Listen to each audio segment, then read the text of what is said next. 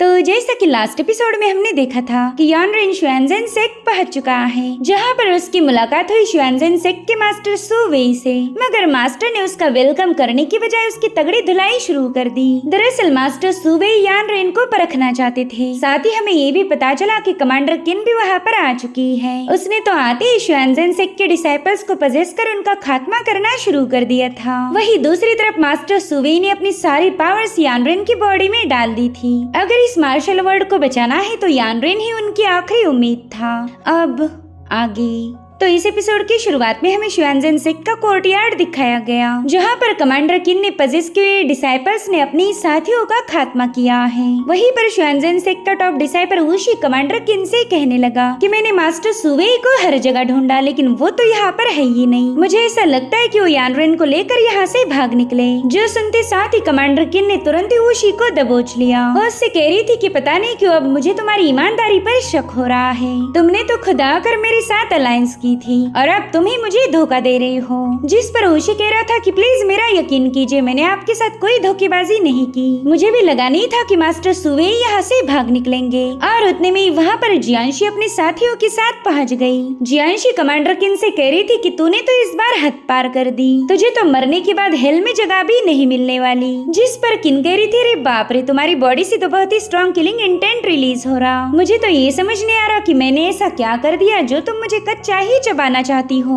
मेरी सिस्टर, क्या मैंने तुम्हें ऑफेंड किया है? जिस पर जियांशी कह रही थी कि तुमने अपने चमचे हुआ को मुझे मारने भेजा था और उस कुत्ते ने मेरे बाशान सोड सेक्ट के 361 डिसाइपल्स को मार दिया। उसे तो मैंने जहन्नुम में पहुंचा दिया, लेकिन अभी तुम्हारे साथ हिसाब बाकी है। जब तक मैं अपने डिसाइपल्स का बदला नहीं लूंगी मुझे सुकून नहीं मिलने वाला। जिस पर कमांडर किन कहते अच्छा तो तुम हो बाशान सोड सेक्ट की सेक्ट लीडर जियांशी। तुमने मेरे सर्वेंट हुआ को ब्रूटली खत्म किया और सच बताओ तो मैं तुम्हारी ही तलाश में थी ताकि तुमसे हुआ की मौत का हिसाब ले सकूं। और उतने में कमांडर किन का परिंदा सीधे जाकर जियांशी पर अटैक करने लगा। यहाँ पर जियांशी उस परिंदे को मारने की पूरी कोशिश कर रही थी, लेकिन वो इसमें फेल हो गई। और इसी का फायदा उठाते हुए परिंदा जियांशी को मारने ही वाला था, लेकिन तभी जियान ने बीच में आकर उसे बचा लिया। उस परिंदे के हल्के से स्क्रैच से ही जियान को काफी ज्यादा कमजोरी फील होने लगी। उसे ऐसा फील हो रहा था कि उसकी इनर स्ट्रेंथ कम होती जा रही। और अब कमांडर किन ने पजेस किए हुए सारे डिसाइपल इन तीनों की तरफ आगे बढ़ने लगे, तो ये लोग भी उनके साथ मुकाबला करने के लिए तैयार हो चुके थे। अभी सीन यहीं पर कट होकर हम सोड एम्परर को देख पाते हैं, जो कि शतरंज खेलने में बिजी थे। और तभी उनकी जूनियर वहाँ पर पहुँच जाती है। वे ले बंदी उनके लिए चाय लेकर आई थी। साथ ही वो सोड एम्परर को काफी ज्यादा टेंस देखकर पूछने लगी कि क्या आपको कोई चीज सता रही है? आपके चेहरे से ऐसा लगता है कि आप काफी ज्यादा परेशान हो। आप बस ऑर्डर दीजिए और मैं उस सिचुएशन को हैंडल कर लूंगी। जिस पर सोड एम्परर बता रही थी कि शतरंज का गेम तो काफी ज्यादा मुश्किल है, एक ऐसी चीज है जिसे तुम हैंडल नहीं कर पाओगी, इसलिए प्लीज मुझे अकेला छोड़ दो। जो सुनते साथ ही वो बंदी वहाँ से रवाना हो गई। यहाँ पर सोड एम्परर एक व्हाइट कलर के चेस पीस को उठाते हुए कहने लगे कि इस दुनिया में सिर्फ दो लोग ही ऐसे हैं जो कि इस डेडलॉक को ब्रेक कर सकते हैं, एक हो मैं और एक हो तुम। अब यहाँ पर सोड एम्परर किसके बारे में जिक्र कर रहे थे ये हमें फिलहाल तो बताया नहीं गया। अब सीन शिफ्ट होकर हम यानरेन को देख पाते हैं, जिसकी नजरों के सामने बस क्लाउड्स थे। साथ ही इन बादलों के बीच उसे कोई इमेज नजर आने लगी, इसलिए वो पूछता है कि मास्टर सु वेई क्या ये आप हो? और अब वहाँ के सारे बादल छटकर यानरेन के सामने ब्लेड मास्टर पहुँच गए। उन्हें देखकर यानरेन को काफी ज्यादा गुस्सा आ रहा था। वो ब्लेड मास्टर से पूछता है कि आखिर आपको खुद को खत्म करने का अधिकार किसने दिया था? आपको पता था कि आपके बिना इस मार्शल वर्ल्ड की हालत कैसी होगी, लेकिन फिर भी आपने हमारे बारे में नहीं सोचा। आपके जाने के बाद चेनफिंग पवेलियन ने पूरे मार्शल वर्ल्ड को स्लॉटर करना शुरू कर दिया। अब जवाब दो, कहा गया आपका वो सो कॉल्ड राइचसनेस? आप तो इस दुनिया में पीस कायम करना चाहते थे ना? फिर मुझे जवाब दे कि यहाँ के लोग इतनी ज्यादा तकलीफ में क्यों हैं? मेरे बड़े भाई जाओ फेंगची, मेरे मास्टर जू और मेरे फर्स्ट मास्टर, न जाने कितने सारे लोगों ने मेरी वजह से सफर किया, कितने सारे लोग मेरी वजह से मारे गए। और इतना कहते साथ ही यानरेन ने अपनी तलवार को बाहर निकाल लिया था। उसकी ब्लेड से गोल्डन थंडर रिलीज हो रही थी। यानरेन कह रहा था कि मेरे कुछ अपने लोग इस मार्शल वर्ल्ड में चल रहे कॉन्फ्लिक्ट की वजह से मारे गए, लेकिन चोंगशू टाउन के लोगों की इसमें क्या गलती थी? वो तो बस मासूम मॉर्टल्स थे जिनके पास मार्शल आर्ट का कोई नॉलेज नहीं। तो फिर चेनफिंग पवेलियन ने उनका खात्मा क्यों किया? सिर्फ मुझे खत्म करने के लिए उन मासूम लोगों की जान क्यों ली गई? और अब यहाँ पर यानरेन इमोशनल होते हुए रोने लगा। वो कह रहा था कि चोंगशू टाउन के लोग मेरे दिल के काफी ज्यादा करीब थे। उस टाउन में मेरे अपने लोग रहा करते थे जिन्होंने बचपन से ही मुझे प्यार किया। मेरे अच्छे और बुरे हालातों में वो लोग मेरे साथ थे, लेकिन इसके बदले उन्हें क्या मिला? सिर्फ मौत। चेनफेंग पवेलियन ने सिर्फ मेरा खात्मा करने के लिए पूरे टाउन को ही मिटा दिया। जिसके बाद यान रेन फ्रस्ट्रेट होकर जोर जोर से रोते हुए चिल्लाने लगा। उसे ऐसा लग रहा था कि अगर ब्लेड मास्टर खुद को खत्म नहीं करते तो शायद ये दुनिया आज अलग होती। यहाँ पर चेनफेंग पवेलियन का डोमिनेंस नहीं होता। उसने गुस्से में आकर ब्लेड मास्टर पर एक जोरदार स्लैश अटैक रिलीज कर दिया था, जिससे ब्लेड मास्टर का फॉर्म तुरंत ही वहाँ से वैनिश होने लगा। और अब ये सीन यहीं पर कट होकर हमें श्वेनज़ेन सेक्ट का कोर्टयार्ड दिखाया गया, जहाँ पर जियांशी और उसके दोस्त मिलकर श्वेनज़ेन सेक्ट के डिसाइपल से निपट रहे थे। जियांशी ने अपनी सोड इल्यूमिनेशन टेक्निक का यूज करते हुए कई सारे डिसाइपल्स को घायल कर दिया, मगर वो इवल पोजीशन में होने की वजह से उन पर इनके अटैक का कोई खास असर नहीं हो रहा था। यंग मास्टर शॉ बता रहा था कि शायद इन सभी डिसाइपल्स को स्वैन शैडोज ने इन्फ्लुएंस किया है। इन्हें खत्म करना हमारे लिए काफी ज्यादा मुश्किल होगा। ये डिसाइपल बस चलती फिरती लाशें हैं, इसलिए इन पर जरा रहम मत दिखाओ। इन्हें खत्म करने के बाद ही इन्हें मुक्ति मिलेगी। जो सुनते साथ ही जियांशी ने अपनी सोड उनके आर पार धसाना शुरू कर दी। इससे पहला वो बस उन्हें घायल करना चाहती थी, लेकिन अब स्वैन शैडो की वजह से उन्हें मारना ही बेटर ऑप्शन था। यहाँ पर कमांडर किन काफी ज्यादा खुश होकर बस ये सारा तमाशा देख रही थी, और वहीं पर ऊशी को इस बंदी पर अब गुस्सा आने लगा। उसे इतना तो पता था कि ये बंदी इस दुनिया की सबसे बेरहम कल्टीवेटर है, और आज उसने अपनी आंखों के सामने इसे विटनेस भी किया। इधर जियांशी ने बड़ी तेजी के साथ उन डिसाइपल्स का खात्मा करना शुरू कर दिया था, मगर जियांशी फिलहाल यानरेन को लेकर काफी ज्यादा फिक्रमंद थी। जहाँ तक उसे पता है यानरेन इसी श्वेनज़ेन सेक्ट में मौजूद था, लेकिन वो सोचती है कि अगर यानरेन यहाँ पर नहीं है तो जरूर से सेफ रहेगा। वहीं पर यंग मास्टर शाओ ने देखा कि जियान की हालत अब काफी ज्यादा खराब हो रही है। कमांडर किन के इवल परिंदे के अटैक के चलते जियान की एनर्जी काफी तेजी के साथ डिप्लेट हो रही थी। वहीं पर जियांशी ने बचे हुए सारे डिसाइपल को निपटाते हुए कमांडर किन का ये प्लान फेल कर दिया। किन इन डिसाइपल्स के हाथों इन तीनों को मारना चाहती थी, लेकिन किन के सभी लोग मारे गए। हालांकि कमांडर किन को ज्यादा फर्क नहीं पड़ता,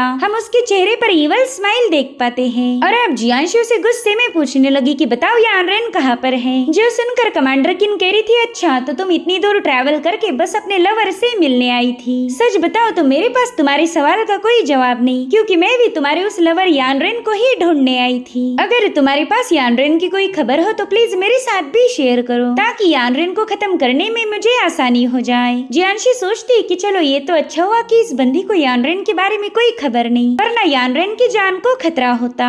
अब मेरे पास बस एक ही रास्ता बचा है, मुझे कुछ भी करके इस कमांडर किन को मारना होगा। जिसके बाद यंग मास्टर शाओ और जियांशी मिलकर उस पर हमला करने के लिए रवाना हो गए। जो देख कमांडर किन कह रही थी कि मेरे सामने तुम दोनों की औकात किसी कीड़े से कम नहीं होगी, लेकिन फिर भी तुम मुझसे उलझना चाहते हो।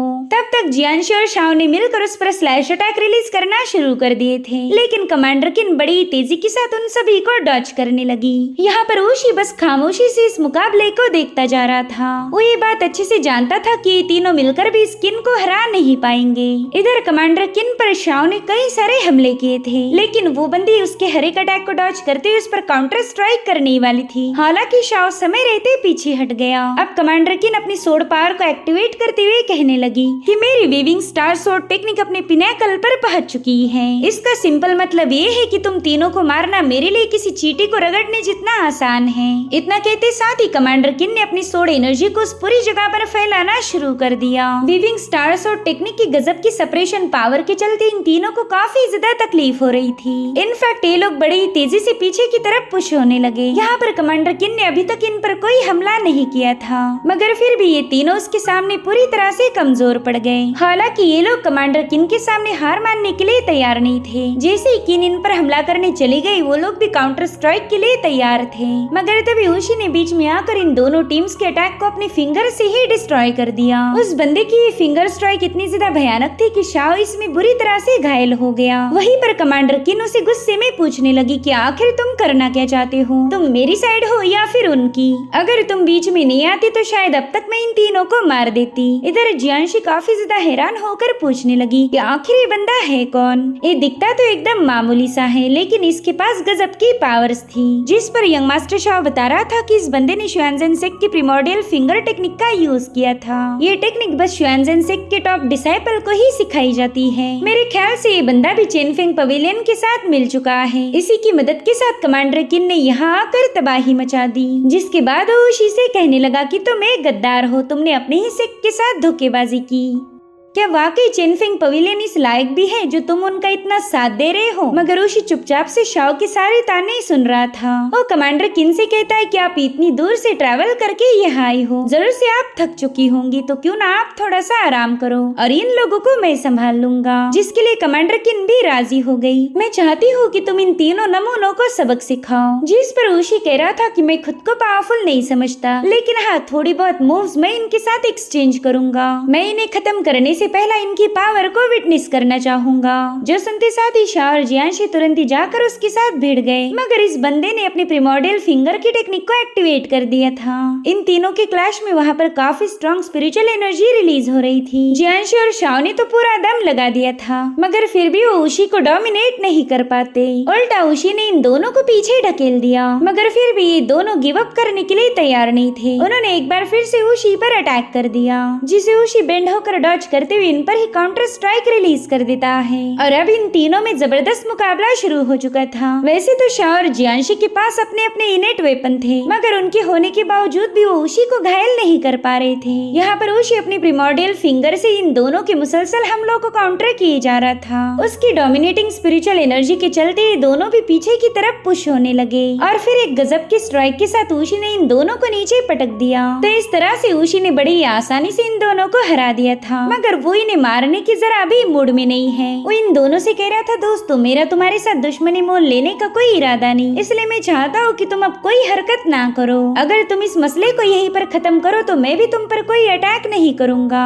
अब यहाँ पर उशी का ये बिहेवियर देखकर कमांडर किन थोड़ी सी कंफ्यूज थी। उसे वो दिन याद आता है जब उशी उससे मिलने आया था। वो कमांडर किन के सामने ग्रीट करते हुए कहने लगा कि मैं आपके प्लान में शामिल होना चाहता हूँ। चिनफिंग पवेलियन के खिलाफ जाने का मेरा कोई इरादा नहीं, इसलिए मैं चाहता हूँ कि आप मेरे श्वेनज़ेन सेक्ट पर रहम दिखाएं। अगर मुझे आपकी ब्लेसिंग मिली तो हमारा फ्यूचर ब्राइट होगा। जो सुनते साथ ही कमांडर किन के चेहरे पर एक ईवल स्माइल आ गई। उसे लग रहा था कि चलो एक और सेक्ट हमारे अंडर कंट्रोल आ चुका है, मगर फिलहाल के हालात देखकर उसे उशी पर भरोसा नहीं रहा था। वो सोचती कि उशी के पास इन तीनों को मारने का मौका था, मगर फिर भी उसने ऐसा नहीं किया। आखिर इस बंदे का प्लान क्या है? कहीं ये किसी का इंतजार तो नहीं कर रहा? मुझे ऐसा लगता है कि इसकी मेरे साथ अलायंस बस एक ड्रामा था। लेकिन कोई नहीं, चाहे यहाँ पर कितना भी पावरफुल कल्टिवेटर क्यों ना आए, उसमें इतना दम नहीं होगा कि वो मुझे मार पाए। अब ये सीन यहीं पर कट होकर हम यान रेन को देख पाते हैं, जिसे ब्लेड मास्टर की आवाज सुनाई देने लगी। वो उससे कह रहे थे कि अर्थ एंड हेवन की एनर्जी को एब्सॉर्ब करते हुए उससे अपनी इनर स्ट्रेंथ को स्ट्रॉन्ग बनाओ। इस दुनिया में ढेर सारी पावर मौजूद है, तो उस डिवाइन पावर को क्लेम करते हुए उसे अपना बनाओ। इस पावर को अपने अंदर समाने दो, इसके सामने सरेंडर करो। देखते ही देखते यान रेन के पास स्पिरिचुअल पावर का एक टोर्नेडो क्रिएट हो गया था। ये ऐसी गजब की पावर थी जो कि हेवन को भी हिला के रख दे।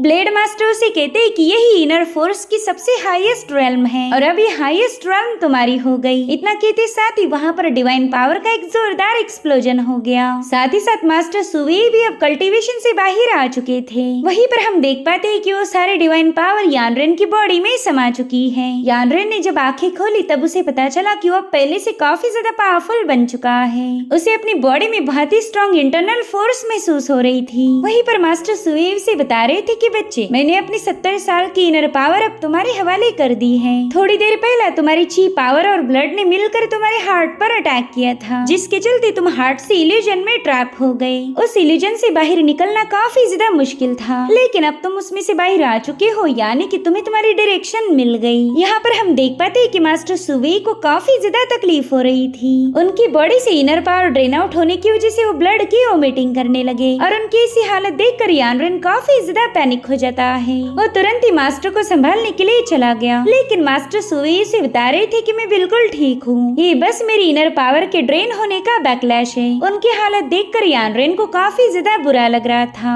वो सोचता है कि ये सभी लोग मेरी मदद करना चाहते, पता नहीं और कितने सारे लोग मेरी वजह से सैक्रिफाइस होंगे। इसलिए वो मास्टर से कहता है कि मैं उस लायक नहीं कि मेरे लिए आप अपनी जान दे दो, ना ही मैं सीनियर जाओ फिंगची का जूनियर भाई बनने के लायक था। मेरी आंखों के सामने उन्होंने खुद को मार दिया और मैं उनकी कोई मदद नहीं कर पाया। सीनियर प्लीज आप मेरी वजह से खुद की जान जोखिम में मत डालिए। जो सुनते साथ ही मास्टर ली सुवेई हंसने लगे। वो कहते कि पता नहीं तुम खुद पर बिलीव क्यों नहीं करते, तुम्हें ऐसा लगता है कि तुम्हारी वजह से कई सारे लोग मारे गए, लेकिन तुम पूरी तरह से गलत हो। दरअसल उन लोगों ने खुद होकर खुद को सैक्रिफाइस किया ताकि इस मार्शल वर्ल्ड में स्टेबिलिटी आए। जाओ फिंगजी सूची ने तुम्हारी इनर फोर्स को अवेकन करने के लिए काफी सारी मेहनत की, इस उम्मीद में कि आगे चलकर तुम इस मार्शल वर्ल्ड को बेहतर बनाओगे। इस राइचसनेस की लॉन्ग जर्नी में तुम हमारे लीडर हो और हम तुम्हारे फॉलोअर्स हैं। नियति ने जिसे चुना है हम बस उसे सपोर्ट करेंगे। तुम्हारे मास्टर जू ने वो लेटर लेकर तुम्हें इसलिए यहाँ भेजा था ताकि तुम मेरी इनर पावर को हासिल कर पाओ। ऐसा कहा जाता था कि ब्लेड मास्टर ने लिखा हुआ वो लेटर इस मार्शल वर्ल्ड की उम्मीद है, लेकिन वो उम्मीद वो लेटर ना होकर तुम थे। तुम मोयुन सेक के वंशज हो जिन्होंने इस दुनिया पर अत्याचार किए और तुम पैदा इसलिए हुए ताकि तुम उन अत्याचारों को रोक पाओ। तुम्हारे अंदर डिमोनिक ब्लड होकर भी तुम राइचस पाथ के लीडर बनोगे।